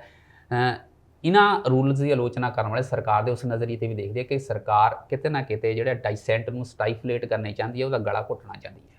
ਇਹਦਾ ਮਤਲਬ ਤਾਂ ਇਹ ਹੋਇਆ ਵੀ ਸਿਰਫ ਸਰਕਾਰ ਦੀਆਂ ਗਤੀਵਿਧੀਆਂ ਦੱਸੋ ਤੁਸੀਂ ਹੋਰ ਜਿਹੜੀ ਹੈ ਉਹਦੇ ਵਿਰੋਧ ਦੇ ਵਿੱਚ ਕੁਝ ਨਹੀਂ ਦੱਸ ਸਕਦੇ। ਵਿਰੋਧ 'ਚ ਦੱਸੋਗੇ ਤਾਂ ਦੇਸ਼ ਤੋਂ ਰਹੀ ਖੜਾ ਹੋਗੇ ਤੇ ਪਾਕਿਸਤਾਨ ਭੇਜ ਦਿੱਤੇ ਜਾਓਗੇ। ਇਹਦਾ ਮਤਲਬ ਤਾਂ ਕਲੀਅਰ ਹੀ ਹੋ ਗਿਆ ਹੈ ਵੀ ਅਗਰ ਹਰ ਸਰਕਾਰਾਂ ਜਿਹੜੀਆਂ ਹੈ ਉਹ ਵਿਰੋਧ ਨੂੰ, ਡਾਈਸੈਂਟ ਨੂੰ, ਕਿ ਸਾਡੇ ਜਿਹੜੇ ਵਿਰੁੱਧ ਕੋਈ ਖਬਰ ਨਾ ਚੱਲੇ ਜਿਹੜੀ ਸਾਡੀ ਇਮੇਜ ਨੂੰ ਨੁਕਸਾਨ ਪਹੁੰਚਾਵੇ, ਗਰਾਊਂਡ ਤੇ ਉਹ ਚੀਜ਼ ਹੋ ਰਹੀ ਹੈ, ਲੋਕਾਂ ਨੂੰ ਪਤਾ ਹੈ, ਪਰ ਤੁਸੀਂ ਉਹਨੂੰ ਮੀਡੀਆ 'ਚ ਡਿਸਕਲੋਜ਼ ਨਹੀਂ ਕਰਨਾ। ਉਹ ਸਾਡੀ ਇਮੇਜ ਨੂੰ ਹਰਟ ਕਰਦਾ, ਇਮੇਜ ਹਰਟ ਕਰਕੇ ਕੀਤਾ। ਇਸੇ ਤਰ੍ਹਾਂ ਕੋਈ ਨਾ ਕੋਈ ਕਾਨੂੰਨ ਇਦਾਂ ਦਾ ਸ਼ਿਕੰਜਾ ਬਣਾਉਂਦੇ ਰਹਿੰਦੇ ਆ ਕਿ ਇਹਨਾਂ ਦਾ ਜਿਹੜਾ ਹੈ ਉਹ ਅਸੀਂ ਬਾਹ ਮਰੋੜੀ ਰੱਖੀ। ਇਸੇ ਗੱਲ ਨੂੰ ਅੱਗੇ ਵਧਾਵਾਂ, ਐਸਮਾ ਲਗਾ ਦਿੱਤਾ ਗਿਆ ਯੂਪੀ ਦੇ ਵਿੱਚ ਕਿ ਉੱਥੇ ਵੀ ਇਮੇਜ ਖਰਾਬ ਨਾ ਹੋਵੇ ਵੀ, ਕਿਉਂਕਿ ਲੋਕਾਂ ਦੇ ਬੋਲਣ ਦੇ ਉੱਤੇ, ਲੋਕਾਂ ਦੇ ਖੜੇ ਹੋ ਕੇ ਰੈਲੀਆਂ ਕਰਨ ਤੇ ਧਰਨਿਆਂ ਦੇ ਉੱਤੇ ਪਾਬੰਦੀਆਂ ਲਗਾ ਦਿੱਤੀਆਂ ਗਈਆਂ। ਮਜ਼ਾ ਤਾਂ ਇਹ ਤਾਂ ਹੋਏਗਾ ਵੀ ਜਦੋਂ ਇਲੈਕਸ਼ਨਸ ਆਣਗੇ ਉਦੋਂ ਵੀ ਐਸਮਾ ਲੱਗਿਆ ਰਹੇ ਤੇ ਨੇਤਾਵਾਂ ਦੇ ਬੋਲਣ ਦੇ ਉੱਤੇ, ਨੇਤਾਵਾਂ ਦੀਆਂ ਰੈਲੀਆਂ ਦੇ ਉੱਤੇ, ਨੇਤਾਵਾਂ ਦੇ ਜਿਹੜੇ ਧਰਨੇ ਆ ਉਹਨਾਂ ਦੇ ਉੱਤੇ ਵੀ ਇਹ ਜਿਹੜਾ ਐਸਮਾ ਲਾਗੂ ਕੀਤਾ ਜਾਵੇ। ਦੇਖੋ ਐਸਮਾ ਇਹ ਬੜਾ ਪੁਰਾਣਾ ਕਾਨੂੰਨ ਹੈ, ਹਰ ਬੰਦਾ ਇਸਤੇਮਾਲ ਕਰਦਾ ਰਿਹਾ। ਇਹਦਾ ਐਸੈਂਸ਼ੀਅਲ ਸਰਵਿਸਿਜ਼ ਮੇਨਟੇਨੈਂਸ ਐਕਟ ਕਿ ਕੁਝ ਸਰਵਿਸਿਜ਼ ਹੈ ਜਿਹੜੀਆਂ ਐਸੈਂਸ਼ੀਅਲ ਹੈ ਉਹ ਜ਼ਰੂਰੀ ਬਣੀਆਂ ਰਹਿਣੀਆਂ ਚਾਹੀਦੀਆਂ। ਜੇ ਤੁਸੀਂ ਉਹਨਾਂ ਸਰਵਿਸਿਜ਼ ਦੇ ਵਿੱਚ ਵਿਘਨ ਪਾਉਂਦੇ ਹੋ ਜਾਂ ਨਹੀਂ ਜਾਂਦੇ ਤੁਹਾਡੇ 'ਤੇ ਕਾਰਵਾਈ ਹੋ ਸਕਦੀ ਹੈ। ਇਹ ਭਾਰਤੀ ਸੰਵਿਧਾਨ 'ਚ ਹੀ ਪਰੰਪਰਾ ਹੈਗੀ ਹੈ, ਐਸਮਾ ਲੱਗਿਆ ਰਿਹਾ। ਪਰ ਉਹੀ ਗੱਲ ਹੈ ਕਿ ਤੁਸੀਂ ਡਾਈਸੈਂਟ ਨੂੰ ਦਬਾ ਕੇ ਜਿਹੜਾ ਹੈ ਉਹ ਰਾਜ ਨਹੀਂ ਕਰ ਸਕਦੇ। ਅੱਜ ਕੱਲ੍ਹ ਟਰਾਂਸਪੇਰੈਂਟ ਤਰੀਕੇ ਨਾਲ, ਡਾਇਲੌਗ ਨਾਲ ਜਿਹੜਾ ਹੈ ਉਹ ਸਹੀ ਰਹਿੰਦੀ ਹੈ ਤਰੀਕਾ, ਨਹੀਂ ਤਾਂ ਤੁਹਾਡਾ ਫਿਰ ਜਿਹੜੀ ਇਮੇਜ ਭਾਰਤ ਦੀ ਬਣਦੀ ਜਾ ਰਹੀ ਹੈ ਕਿ ਇਹਦਾ ਰੈਂਕਿੰਗ ਫਰੀडम ਆਫ ਸਪੀਚ 'ਚ ਬਹੁਤ ਥੱਲੇ ਜਾ ਰਿਹਾ, ਵਿਚਾਰਾਂ ਦੀ ਲੋਕਤੰਤਰ ਕਿਹਨੂੰ ਕਹਿੰਦੇ? ਉਹੀ ਗੱਲ ਹੈ, ਲੋਕਤੰਤਰ ਕਿਹਨੂੰ ਕਹਿੰਦੇ? ਲੋਕਤੰਤਰ ਤਾਂ ਆਪਣੇ ਵਿਚਾਰਾਂ ਦੀ ਆਜ਼ਾਦੀ ਦਾ ਨਾਂ ਲੋਕਤੰਤਰ ਹੈ, ਆਪਣੀ ਮਰਜ਼ੀ ਦਾ ਨਾਂ ਲੋਕਤੰਤਰ ਹੈ। ਤੁਹਾਨੂੰ ਆਪਣੇ ਵਿਚਾਰ ਪ੍ਰਗਟ ਕਰਨ ਦੀ ਆਜ਼ਾਦੀ ਹੈ, ਲੋਕਤੰਤਰ 'ਚ ਹੋਣੀ ਚਾਹੀਦੀ ਹੈ, ਕਿਉਂ ਨਹੀਂ ਹੋਣੀ ਚਾਹੀਦੀ? ਬਿਲਕੁਲ। ਦੋਸਤੋ ਹੁਣ ਵਧਦੇ ਹਾਂ ਅਗਲੀ ਖਬਰ ਵੱਲ। ਅਗਲੀ ਖਬਰ ਹੈ ਕਿਸਾਨਾਂ ਦਾ ਮਸਲਾ, ਕਿਉਂਕਿ ਅਸੀਂ ਜਾਣਦੇ ਹਾਂ ਕਿ ਕਿਸਾਨਾਂ ਨੇ ਦਿੱਲੀ ਦੇ ਬੂਹੇ ਦੇ ਉੱਤੇ ਪਿਛਲੇ 26 ਨਵੰਬਰ ਤੋਂ ਧਰਨਾ ਦਿੱਤਾ ਹੈ, ਜਦੋਂ ਪਾਣੀ ਦੀਆਂ ਬੁਛਾਰਾਂ ਦੇ ਵਿੱਚੋਂ ਲੰਘਦੇ ਹੋਏ ਉਹ ਦਿੱਲੀ ਤੱਕ ਪੁੱਜੇ ਸੀ ਤੇ ਉਹਨਾਂ ਨੇ ਆਪਣੇ 6 ਮਹੀਨੇ ਪੂਰੇ ਹੋਣ ਤੇ 26 ਮਈ ਨੂੰ ਕਾਲਾ ਦਿਨ ਮਨਾਇਆ।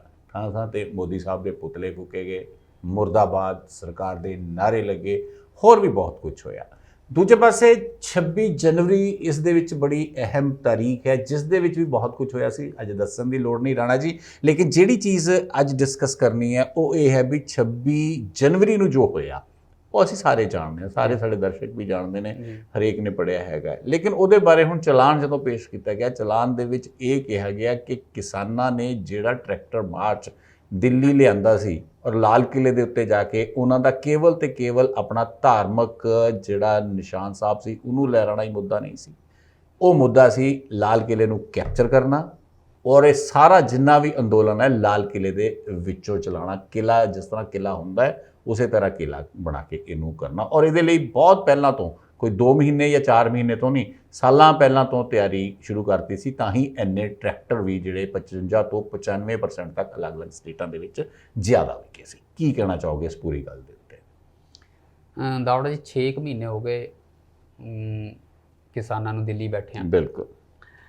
ਅੰਦੋਲਨ ਦਾ ਜੋ ਪਹਿਲਾ ਆਭਾਰ ਸੀ, ਜਿੱਦਾਂ ਤੁਸੀਂ ਕਿਹਾ ਕਿ ਪਾਣੀ ਦੀਆਂ ਬੁਛਾੜਾਂ ਨੂੰ ਚੀਰਦੇ ਹੋਏ ਉਹ ਦਿੱਲੀ ਚਲੇ ਗਏ, ਉਸ ਵੇਲੇ ਉਤਸ਼ਾਹ ਸੀ ਜਿੰਨਾ ਜੀ, ਲੋਕਾਂ 'ਚ ਜਿੰਨਾ ਜੋਸ਼ ਸੀ, ਉਹ ਜਿਹੜਾ ਤੁਸੀਂ ਕਿਹਾ ਕਿ 26 ਜਨਵਰੀ ਦੀ ਘਟਨਾ ਤੋਂ ਬਾਅਦ ਉਹ ਲਗਾਤਾਰ ਮੈਂ ਦੇਖਦਾ ਕਿ ਉਹ ਘਟਦਾ ਜਾ ਰਿਹਾ। ਬਿਲਕੁਲ। ਇਸ ਵੇਲੇ ਕਿਸਾਨ ਜਥੇਬੰਦੀਆਂ ਦੀ, ਸੰਯੁਕਤ ਕਿਸਾਨ ਮੋਰਚੇ ਦੀ ਜ਼ਿਆਦਾ ਤੋਂ ਜ਼ਿਆਦਾ ਉਹਨਾਂ ਦਾ ਜ਼ੋਰ ਇਸ ਗੱਲ ਤੇ ਲੱਗ ਰਿਹਾ ਕਿ ਅਸੀਂ ਇਸ ਕਿਸਾਨ ਅੰਦੋਲਨ ਦਾ ਮੋਮੈਂਟਮ ਬਰਕਰਾਰ ਰੱਖੀਏ। ਲੋਕਾਂ 'ਚ ਉਹ ਉਤਸ਼ਾਹ ਜਿਹੜਾ ਹੈ ਉਹ ਬਰਕਰਾਰ ਰੱਖੀਏ, ਕਿਉਂਕਿ ਜਿੱਦਾਂ ਜਿੱਦਾਂ ਸਮਾਂ ਬੀਤ ਰਿਹਾ ਹੈ ਉਹ ਉਤਸ਼ਾਹ ਲਗਾਤਾਰ ਘਟਦਾ ਜਾ ਰਿਹਾ। ਕਿਸਾਨ ਯੂਨੀਅਨਾਂ 'ਚ ਆਪਣੇ ਵੀ ਜਿਹੜੇ ਰਫੜ ਹੈ, ਆਪਣੇ 'ਚ ਵੀ ਜਿਹੜੇ ਉਹਨਾਂ ਦੀਆਂ ਵਿਰੋਧਤਾਵਾਂ ਹੈ ਉਹ ਸਾਹਮਣੇ ਆ ਰਹੀਆਂ। ਬਿਲਕੁਲ। ਦੂਜੇ ਪਾਸੇ ਸਰਕਾਰ ਇਸ ਗੱਲੋਂ ਹੈ ਕਿ ਸਰਕਾਰ ਕਹਿੰਦੀ ਹੈ ਕਿ ਅਸੀਂ ਇਹਨਾਂ ਨੂੰ ਮੌਕਾ ਦਿੱਤਾ, ਬਿਲਕੁਲ ਦਿੱਤਾ, ਅਸੀਂ ਇਹਨਾਂ ਨਾਲ ਇੰਨੀ ਵਾਰ ਮੀਟਿੰਗਾਂ ਕੀਤੀਆਂ, ਅਸੀਂ ਇਹਨਾਂ ਨੂੰ ਜਿਹੜੀ ਹੈ ਆਪਸ਼ਨਸ ਦਿੱਤੀਆਂ ਕਿ ਕਾਨੂੰਨਾਂ ਨੂੰ ਅਸੀਂ ਇੰਨੇ ਸਾਲ ਲਈ ਜਿਹੜਾ ਹੈ ਉਹ ਹੋਲਡ ਤੇ ਰੱਖ ਦਿੰਦੇ ਆ, ਇਹਦੇ 'ਚ ਸੋਧਾਂ ਕਰ ਦਿੰਦੇ ਆ। ਉਹ ਮੌਕਾ ਕਿਸਾਨ ਯੂਨੀਅਨਾਂ ਗਵਾ ਚੁੱਕੀਆਂ, ਉਹ ਮੌਕਾ ਸਰਕਾਰ ਯੂਨੀਅਨ ਗਵਾ ਚੁੱਕੀਆਂ ਤੇ ਸਰਕਾਰ ਦਾ ਹੱਥ ਇਸ ਵੇਲੇ ਇਸ ਕਰਕੇ ਉੱਪਰ ਹੈ ਜੀ। ਸੋ ਇਹ 26 ਜਨਵਰੀ ਵਾਲੀ ਘਟਨਾ ਦਾ ਜਿਹੜਾ ਤੁਸੀਂ ਜ਼ਿਕਰ ਕੀਤਾ ਕਿ ਉਹ ਕੇਸ ਲਗਾਤਾਰ ਚੱਲ ਰਿਹਾ ਹੈ, ਉਹਦੇ 'ਚ ਆਪਣੀ ਚਾਰਜ ਸ਼ੀਟ ਜਿਹੜੀ ਹੈ ਚਲਾਨ ਪੇਸ਼ ਕੀਤਾ ਦਿੱਲੀ ਸਰਕਾਰ ਨੇ ਕਿ ਇਹਨਾਂ ਦੀ ਕੋਸ਼ਿਸ਼ ਸੀ ਕਿ ਪੱਕਾ ਜਿਹੜਾ ਹੈ ਧਰਨਾ ਅਸੀਂ ਲਾਲ ਕਿਲੇ ਤੇ ਲੈ ਕੇ ਚਲੇ ਜਾਈਏ। ਇਹਦੇ 'ਚ ਕਿੰਨੀ ਕੁ ਸੱਚਾਈ ਹੈ ਕਿੰਨੀ ਕੁ ਨਹੀਂ, ਇਹ ਤੁਸੀਂ ਇੱਥੇ ਬੈਠ ਕੇ ਇਹਦਾ ਅੰਦਾਜ਼ਾ ਨਹੀਂ ਲਾ ਸਕਦੇ। ਸਰਕਾਰ ਆਪਣੀ ਉਸ ਚਾਰਜ ਨੂੰ, ਆਪਣੇ ਉਸ ਦੋਸ਼ ਨੂੰ ਸਾਬਤ ਕਰਨ ਲਈ ਕੀ ਸਬੂਤ ਪੇਸ਼ ਕਰਦੀ ਹੈ, ਇਹ ਅਦਾਲਤ ਨੇ ਦੇਖਣਾ ਹੈ ਕਿ ਉਹਨੂੰ ਕਿੰਨੇ ਆਥੈਂਟਿਕ ਢੰਗ ਨਾਲ ਤੇ ਕਿੰਨੇ ਅਸਰਟਿਵਲੀ ਉਹਨਾਂ ਕੋਲ ਕੀ ਪ੍ਰੂਫ ਹੈ। ਪ੍ਰੂਫ ਇੱਕ ਜਿਹੜਾ ਤੁਸੀਂ ਜ਼ਿਕਰ ਕੀਤਾ, ਉਹਨਾਂ ਨੇ ਦੱਸਿਆ ਕਿ ਟਰੈਕਟਰਸ ਦੀ ਸੇਲ ਜਿਹੜੀ ਹੈ ਸੰਨ 2020 'ਚ 19 ਦੇ ਮੁਕਾਬਲੇ ਜਿਹੜੀ ਹੈ ਉਹ 90-95% ਵਧੀ ਹੈ। ਬਿਲਕੁਲ। ਉਹ ਅੰਕੜਾ ਕਿੱਥੋਂ ਆਇਆ ਜਾਂ ਉਹ ਕਿੱਦਾਂ ਲਿਆ ਗਿਆ ਜਾਂ ਉਹਦਾ ਆਧਾਰ ਕੀ ਹੈ, ਇਹ ਤਾਂ ਹੁਣ ਦੇਖਣ ਵਾਲੀ ਗੱਲ, ਇਹ ਤਾਂ ਅਦਾਲਤ ਨੇ ਦੇਖਣਾ। ਜੇ ਸੇਲ ਵਧੀ ਹੈ ਤਾਂ ਉਹ ਸਿਰਫ ਕੀ ਪ੍ਰਦਰਸ਼ਨ 'ਚ ਜਾਣ ਵਾਸਤੇ ਵਧੀ ਹੈ ਜਾਂ ਉਹਦੇ ਹੋਰ ਜਿਹੜੇ ਹੈ ਇਕਨੋਮਿਕ ਆਰਥਿਕ ਕਾਰਨ ਵੀ ਹੋ ਸਕਦੇ ਆ। ਮੈਨੂੰ ਨਹੀਂ ਲੱਗਦਾ ਕਿ ਸਿਰਫ ਧਰਨਿਆਂ 'ਚ ਜਾਣ ਵਾਸਤੇ ਕੋਈ ਟਰੈਕਟਰ ਦੀ ਖਰੀਦ ਕਰ ਸਕਦਾ। ਬਿਲਕੁਲ। ਪਰ ਜੇ ਹੋਈ ਹੈ ਤਾਂ ਉਹਦੇ ਪਿੱਛੇ ਕੀ ਹੈ, ਉਹ ਪੈਸਾ ਕਿੱਥੋਂ ਆਇਆ, ਕਿਉਂਕਿ ਇੱਕ ਆਮ ਕਿਸਾਨ ਜਿਹੜਾ ਹੈ ਉਹ ਸਿਰਫ ਧਰਨੇ ਤੇ ਜਾਣ ਵਾਸਤੇ ਟਰੈਕਟਰ ਤੇ ਨਹੀਂ ਖਰੀਦ ਸਕਦਾ। ਜੇ ਉਹਨੂੰ ਪੈਸਾ ਆਇਆ, ਜੇ ਉਹਨਾਂ ਵਾਕਈ ਖਰੀਦਿਆ ਤਾਂ ਉਹ ਕਿੱਥੋਂ ਆਇਆ, ਉਹ ਜਿਹੜੀ ਹੈ ਉਹਦੀ ਟ੍ਰੇਸੇਬਿਲਿਟੀ ਵੀ ਕਰਨੀ ਬਣਦੀ ਹੈ। ਸੋ ਮੁੱਦਾ ਹੈ, ਪਰ ਇਹ ਮੁੱਦਾ ਮੈਂ ਸਮਝਦਾ ਕਿ ਹੁਣ ਹੱਲ ਹੋ ਜਾਣਾ ਚਾਹੀਦਾ, ਕਿਉਂਕਿ ਕਿਸਾਨਾਂ ਨੇ ਨਵੇਂ ਤੌਰ ਤੇ ਚਿੱਠੀ ਤਾਂ ਲਿਖ ਦਿੱਤੀ ਹੈ ਕਿ ਅਸੀਂ ਗੱਲਬਾਤ ਕਰਨ ਲਈ ਤਿਆਰ ਹਾਂ। ਪਰ ਹੁਣ ਸਰਕਾਰ ਝੁਕਦੀ ਹੈ ਕਿ ਨਹੀਂ, ਉੱਥੇ ਤੱਕ ਹੀ ਝੁਕਦੀ ਹੈ ਜਿੱਥੇ ਤੱਕ ਪਹਿਲਾਂ ਝੁਕੀ ਜਾਂ ਹੋਰ ਝੁਕਦੀ ਹੈ। ਜੀ। ਇਹਦੇ ਵਿੱਚ ਇੱਕ ਚੀਜ਼ ਹੋਰ ਆਈ ਹੈ, ਪਿਛਲੇ ਦਿਨੀ ਹਿਸਾਰ ਦੇ ਵਿੱਚ ਚੜੂਨੀ ਗੁਰਨਾਮ ਸਿੰਘ ਚੜੂਨੀ ਨੇ, ਜੋ ਕਿ ਹਰਿਆਣੇ ਦੇ ਕਿਸਾਨ ਨੇਤਾ ਨੇ, ਉਹਨਾਂ ਨੇ ਟਕੈਤ ਸਾਹਿਬ ਦੇ ਉੱਤੇ ਇੱਕ ਇਲਜ਼ਾਮ ਲਗਾਇਆ ਸੀਗਾ ਵੀ ਇੱਥੇ ਪੰਜਾਬ ਤੇ ਹਰਿਆਣੇ ਦੇ ਕਿਸਾਨ ਤਾਂ ਹੈ ਲੇਕਿਨ ਯੂਪੀ ਦਾ ਕਿਸਾਨ ਨਹੀਂ ਹੈ। ਉਹਨਾਂ ਨੇ ਕਿਹਾ ਸੀ ਅਜਿਹੀ ਗੱਲ ਨਹੀਂ ਹੈ, ਯੂਪੀ ਦਾ ਕਿਸਾਨ ਵੀ ਬਰਾਬਰ ਇੱਥੇ ਖੜਾ ਹੈਗਾ। ਲੇਕਿਨ ਕਹਿੰਦੇ ਵੀ ਦੋਨਾਂ ਦੇ ਵਿੱਚ ਮਤਭੇਦ ਇਸ ਤਰ੍ਹਾਂ ਦੇ ਹੋ ਗਏ ਕਿ ਆਪਣੀ ਅਲੱਗ ਤੋਂ ਫੈਡਰੇਸ਼ਨ ਬਣਾ ਲਈ ਹੈ ਚੜੂਨੀ ਸਾਹਿਬ ਨੇ, ਵੀ ਜਿਹਦੇ ਵਿੱਚ 10 ਸਟੇਟਾਂ ਦੀਆਂ ਤਕਰੀਬਨ 38 ਜਥੇਬੰਦੀਆਂ ਸ਼ਾਮਲ ਹੋ ਚੁੱਕੀਆਂ ਨੇ। ਲੇਕਿਨ ਉਹਨਾਂ ਨੇ ਇੱਕ ਚੀਜ਼ ਜ਼ਰੂਰ ਕਹੀ ਹੈ ਵੀ ਅਸੀਂ ਰਲ ਕੇ ਕਿਸਾਨੀ ਮੋਰਚੇ ਦੇ ਉੱਤੇ ਬੈਠੇ ਹੋਏ ਹਾਂ ਔਰ ਜਦੋਂ ਤੱਕ ਕਿਸਾਨੀ ਮੋਰਚੇ, ਕਿਸਾਨੀ ਬਿੱਲ ਜਿਹੜੇ ਆ ਵਾਪਸ ਨਹੀਂ ਲਏ ਜਾਂਦੇ, ਅਸੀਂ ਵਾਪਸ ਨਹੀਂ ਜਾਵਾਂਗੇ। ਲੇਕਿਨ ਜਿਹੜਾ ਕਿਸਾਨੀ ਮੋਰਚਾ ਇੱਕ ਜਥੇਬੰਦੀ ਦੇ ਅੰਦਰ ਲੜਿਆ ਜਾ ਰਿਹਾ ਸੀਗਾ, ਹਾਲਾਂਕਿ ਯੂਨੀਅਨਾਂ ਪਹਿਲੇ ਵੀ 40 ਦੇ ਕਰੀਬ ਕਹਿੰਦੇ ਸੀ ਹੈਗੀਆਂ, 32 ਤਾਂ ਪੰਜਾਬ ਦੀਆਂ ਸੀਗੀਆਂ, ਲੇਕਿਨ ਅਜਿਹੇ ਮੌਕੇ ਤੇ ਆਪਸ ਦੇ ਵਿੱਚ ਇਹ ਮਤਭੇਦ ਉੱਭਰਨੇ ਚੜੂਨੀ ਤੇ ਟਕੈਤ ਦੇ ਕਿਤੇ ਨਾ ਕਿਤੇ ਇਹ ਵੀ ਤਾਂ ਗਲਤ ਸੰਦੇਸ਼ ਦੇ ਰਹੇ ਨੇ। ਬਿਲਕੁਲ ਜੀ, ਇਹ ਲੋਕਾਂ 'ਚ ਇੱਕ ਏਕਤਾ ਦੀ ਗੱਲ ਜਿਹੜੀ ਕੀਤੀ ਜਾ ਰਹੀ ਸੀ ਕਿ ਅਸੀਂ ਇਕੱਠੇ ਹਾਂ, ਪਰ ਕਿਤੇ ਨਾ ਕਿਤੇ ਦੇਖੋ ਪਾਲਿਸੀ ਲੈਵਲ ਤੇ ਮਤਭੇਦ ਹੁੰਦੇ ਆ ਤੇ ਹੋਣੇ ਵੀ ਚਾਹੀਦੇ ਜੀ। ਕਿ ਕਿਸਾਨ ਯੂਨੀਅਨ ਨੂੰ ਜਦੋਂ ਮੌਕਾ ਦਿੱਤਾ ਗਿਆ ਸੀ ਸਰਕਾਰ ਨੇ ਕਿ ਅਸੀਂ ਇਹਨੂੰ ਹੋਲਡ ਕਰ ਦਿੰਦੇ ਹਾਂ, ਇਹਦੇ ਸੋਧਾਂ ਕਰ ਦਿੰਦੇ ਹਾਂ, ਉਸ ਵੇਲੇ ਵੀ ਇਹਨਾਂ ਦੀ ਜਦੋਂ ਮੀਟਿੰਗ ਹੋਈ ਸੀ ਦਾਵੜਾ ਜੀ ਅੰਦਰ, ਉਸ ਵੇਲੇ ਵੋਟਿੰਗ ਹੋਈ ਸੀ। ਵੋਟਿੰਗ 'ਚ ਜਿਹੜਾ ਹੈ 32 ਕਿਸਾਨ ਯੂਨੀਅਨ ਨੇ 30 ਦੇ ਕਰੀਬ 30-31 ਨੇ ਜਿਹੜਾ ਹੈ ਵੋਟਿੰਗ 'ਚ ਹਿੱਸਾ ਲਿਆ ਸੀ। 15-16 ਇਹ ਕਹਿੰਦੀਆਂ ਸੀ ਕਿ ਸਾਨੂੰ ਸਰਕਾਰ ਦੀ ਪ੍ਰਪੋਜ਼ਲ ਮੰਨ ਲੈਣੀ ਚਾਹੀਦੀ ਹੈ। ਬਿਲਕੁਲ। ਤੇ ਇੱਕ ਵੋਟ ਦੇ ਨਾਲ ਜਿਹੜੇ ਹੈ ਦੂਜੀ ਪਾਰਟੀ ਜਿਹੜੇ ਇਹ ਕਹਿੰਦੇ ਸੀ ਕਿ ਨਹੀਂ ਮੰਨਣੀ ਚਾਹੀਦੀ, ਉਹ ਜਿੱਤ ਗਈ ਸੀ। ਪਰ ਬਾਹਰ ਆ ਕੇ ਉਹਨਾਂ ਨੇ ਸੰਯੁਕਤ ਰੂਪ 'ਚ ਫੈਸਲਾ ਦਿੱਤਾ ਸੀ ਕਿ ਅਸੀਂ ਨਹੀਂ ਮੰਨਣੀਆਂ। ਮਤਭੇਦ ਤਾਂ ਹੈ ਨਹੀਂ ਦਾ ਮਤਲਬ। ਬਿਲਕੁਲ। ਤੇ ਪੋਲੀਟੀਕਲ ਐਫੀਲੀਏਸ਼ਨ ਨੂੰ ਲੈ ਕੇ ਵੀ ਮਤਭੇਦ ਹੈ ਕਿ ਸਾਨੂੰ ਪਾਲਿਸੀ ਨੂੰ ਲੈ ਕੇ ਵੀ ਹੈ ਕਿ ਕੀ ਪਾਲਿਸੀ ਅਪਣਾਉਣੀ ਚਾਹੀਦੀ ਹੈ। ਪੰਜਾਬ 'ਚ ਹੁਣ ਜਿੱਦਾਂ ਹੋ ਰਿਹਾ, ਕਿਸਾਨ ਯੂਨੀਅਨਾਂ ਜਿੱਦਾਂ ਕਰ ਰਹੀਆਂ ਕਿ ਅਸੀਂ ਕਿਸੇ ਪਾਰਟੀ ਵਰਕਰ ਜਿਹੜਾ ਬੀਜੇਪੀ ਦਾ, ਉਹਨੂੰ ਮੀਟਿੰਗ ਵੀ ਨਹੀਂ ਕਰਨ ਦੇਣੀ, ਉਹਨੂੰ ਝੰਡਾ ਵੀ ਨਹੀਂ ਲਾਣ ਦੇਣਾ, ਉਹਦਾ ਬਾਈਕਾਟ ਵੀ ਕਰਨਾ, ਉਹਦੀ ਦੁਕਾਨ ਦਾ ਵੀ ਬਾਈਕਾਟ ਕਰਨਾ। ਇਹਨੂੰ ਲੈ ਕੇ ਵੀ ਮਤਭੇਦ ਹੈ ਕਿਸਾਨਾਂ 'ਚ ਕਿ ਕੀ ਸਾਨੂੰ ਇਸ ਲੈਵਲ ਤੱਕ, ਇਸ ਸਤਰ ਤੱਕ ਜਾਣਾ ਚਾਹੀਦਾ ਕਿ ਨਹੀਂ ਜਾਣਾ ਚਾਹੀਦਾ ਜੀ। ਸੋ ਇਹ ਹੈਗੇ ਆ, ਪਰ ਜਿੰਨੀ ਛੇਤੀ ਜਿੰਨਾ ਸਮਾਂ ਇਹਨਾਂ ਨੂੰ ਕਿਸਾਨ ਯੂਨੀਅਨਾਂ ਨੂੰ ਮਿਲੇਗਾ ਉਨੇ ਮਤਭੇਦ ਉੱਭਰ ਕੇ ਹੋਰ ਸਾਹਮਣੇ ਆਉਣਗੇ।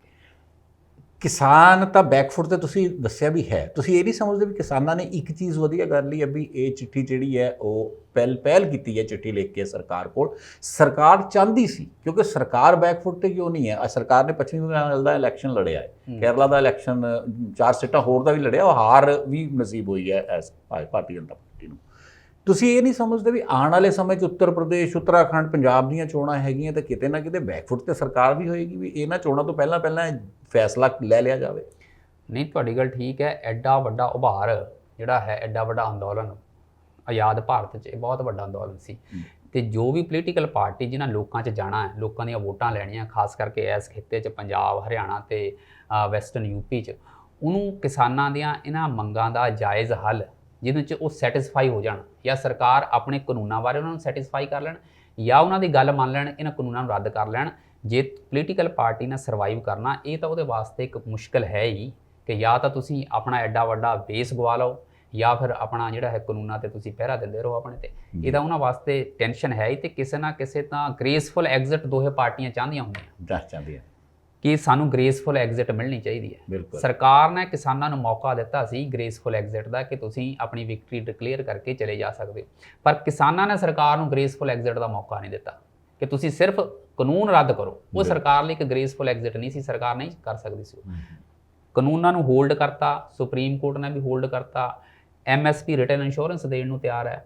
ਅੱਛਾ, ਦੂਜਾ ਤੁਹਾਡੀਆਂ ਸੋਧਾਂ ਮੰਨਣ ਨੂੰ ਤਿਆਰ ਹੈ ਕਿ ਤੁਸੀਂ ਕੋਰਟ ਵੀ ਜਾ ਸਕਦੇ। ਉਹ ਸਰਕਾਰ ਨੂੰ ਜੇ ਕਿਸਾਨ ਮੌਕਾ ਦੇ ਦਿੰਦੇ, ਉਹ ਸਰਕਾਰ ਲਈ ਵੀ ਇੱਕ ਗ੍ਰੇਸਫੁਲ ਐਗਜ਼ਿਟ ਹੋਣੀ ਸੀ, ਕਿਸਾਨਾਂ ਲਈ ਵੀ ਹੋਣੀ ਸੀ, ਪਰ ਉਹ ਮੌਕਾ ਜਿਹੜਾ ਹੈ ਉਹ ਖੁੰਝ ਗਿਆ। ਉਹ ਤਾਂ ਹੁਣ ਤੀਰ ਛੁੱਟ ਚੁੱਕਿਆ, ਉਹ ਤਾਂ ਗੱਲ ਹੀ ਨਹੀਂ ਹੈ। ਮਤਲਬ ਮੌਜੂਦਾ ਗੱਲ ਹੈ ਵੀ ਕਿਤੇ ਨਾ ਕਿਤੇ ਗ੍ਰੇਸਫੁਲ ਐਗਜ਼ਿਟ ਜਿਹੜੇ ਦੋਨੇ ਹੀ ਚਾਹਣਗੇ ਤਾਂ ਇਹ ਫੈਸਲਾ ਆ ਜਿਹੜਾ ਹੈ ਉਹ ਕਿਸੇ ਵੀ ਡਾਇਲੋਗ 'ਚ ਹਮੇਸ਼ਾ ਗ੍ਰੇਸਫੁਲ ਐਗਜ਼ਿਟ ਨਾਲ ਹੀ ਗੱਲ ਬਣਦੀ ਹੈ, ਕਿ ਤੁਸੀਂ ਆਪਣੇ ਵਿਰੋਧੀ ਨੂੰ ਮੌਕਾ ਦਿਓ ਕਿ ਉਹ ਵੀ ਬਾਹਰ ਜਾ ਕੇ ਕਹਿ ਸਕੇ ਕਿ ਜਿੱਤ ਮੇਰੀ ਹੋਈ ਹੈ, ਜਿੱਤ ਦੂਜੇ ਪਾਸੇ ਦੀ ਹੋਈ ਹੈ। ਚਾਹੁੰਦੇ ਸਾਰੇ ਨੇ ਕਿ ਕਿਸਾਨ ਅੰਦੋਲਨ ਜਲਦੀ ਤੋਂ ਜਲਦੀ ਖਤਮ ਹੋਵੇ, ਸਰਕਾਰ ਵੀ ਚਾਹੁੰਦੀ ਹੈ, ਕਿਸਾਨ ਵੀ ਚਾਹੁੰਦੇ ਨੇ, ਲੇਕਿਨ ਉਹ ਗੱਲ ਉਹੀ ਹੈ ਵੀ ਗ੍ਰੇਸਫੁਲ ਐਗਜ਼ਿਟ ਜਿਹੜੀ ਆ ਦੋਨੋਂ ਪਾਸੇ ਚਾਹੁੰਦੇ ਨੇ। ਇਹ ਕੀ ਫੈਸਲਾ ਹੋਏਗਾ ਇਹ ਆਉਣ ਵਾਲਾ ਸਮਾਂ ਦੱਸੇਗਾ। ਫਿਲਹਾਲ ਸਮਾਂ ਹੋ ਗਿਆ ਦੋਸਤੋ ਤੁਹਾਡੇ ਕੋਲੋਂ ਇਜਾਜ਼ਤ ਲੈਣ ਦਾ। ਇਜਾਜ਼ਤ ਲੈਣ ਤੋਂ ਪਹਿਲਾਂ ਇੱਕ ਬੇਨਤੀ ਕਰਨੀ ਹੈ ਕਿ ਜਿਨ੍ਹਾਂ ਨੇ ਹਲੇ ਤੱਕ STV ਪ੍ਰਾਈਮ ਨੂੰ ਸਬਸਕ੍ਰਾਈਬ ਨਹੀਂ ਕੀਤਾ, ਦੋਸਤੋ ਸਬਸਕ੍ਰਾਈਬ ਕਰਨਾ। ਸਬਸਕ੍ਰਾਈਬ ਕਰਨ ਤੋਂ ਬਾਅਦ ਬੈਲ ਆਈਕਨ ਜ਼ਰੂਰ ਦਬਾ ਦੇਣਾ ਤਾਂ ਕਿ ਸਾਡੇ ਪ੍ਰੋਗਰਾਮ ਤੁਹਾਡੇ ਤੱਕ ਪੁੱਜਦੇ ਰਹਿ ਸਕਣ। ਤੇ ਹੁਣ ਸ਼ਮੀ ਡਾਵਰਾ ਤੇ ਰਾਣਾ ਬਹਾਦਰ ਸਿੰਘ ਨੂੰ ਦਿਓ ਇਜਾਜ਼ਤ। ਬਹੁਤ ਬਹੁਤ ਧੰਨਵਾਦ।